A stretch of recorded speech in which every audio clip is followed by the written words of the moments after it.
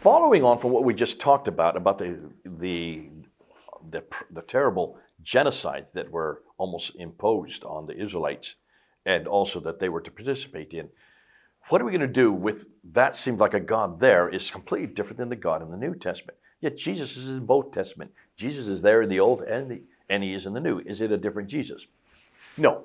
It's a different time. It's a different place, a different context, and it's a completely different law, as we saw earlier. But what we need to ask is, how is it that God then contradict himself? Did he change his mind along the way? In 1,400 years, is he a new God? Is he just much more mature God? No.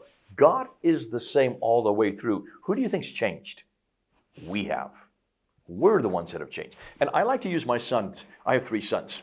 And I like to use my sons and myself as an example. Now, I have a son who is 6 years old at one time, another son who is 12 years old, and another son who is 16.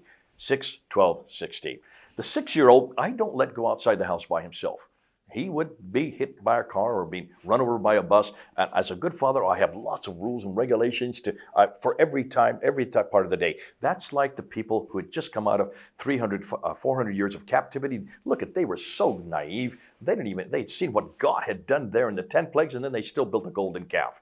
Can you see how naive they were? They need to be protected completely and for every area. So the laws of the institution that God gave back them were to protect them as a good father would, as a good God who is a father would, like I do with my own 6-year-old. But I lived in London, and my 12-year-old, I let him start going all over London. He could go on the buses. Now, hold on a minute. That's completely 2 different laws. One for my 6-year-old. I have another law for my 12-year-old, and I allow him a lot more freedoms than my 6-year-old, but with those freedoms come responsibility. That's God in the New Testament 2,000 years ago with the new covenant that he was giving there in Matthew 5.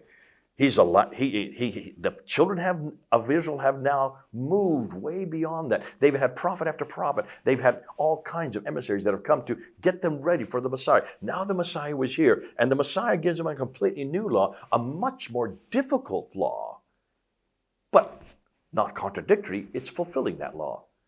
Now, Islam comes another 600 years later and gives us a whole new set of laws. You see, I'm bringing Islam into this. It says 600 years later, we must get back to that stage again. How to walk, talk, eat, drink. Look at Islamic law. It tells you how to walk, everything. 24 hours a day, it tells you what to do, how to dress, even how long a beard to grow, how you treat your wives and your children. You name it, it tells you, even what to eat. Everything is dictated 24/7 in Islam. Taking us back to this period. Does God regress us back to our childhood? My 16-year-old, would I take him back and try treating him as a 6-year-old? But that's exactly what Islam is doing.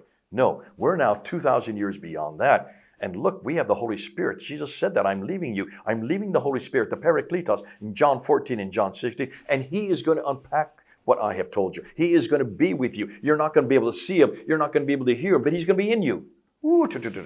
He is still giving us a whole nother ramification of what we're to do with Jesus' teaching, what we're to do in 2024. See, that's the kind of God I want.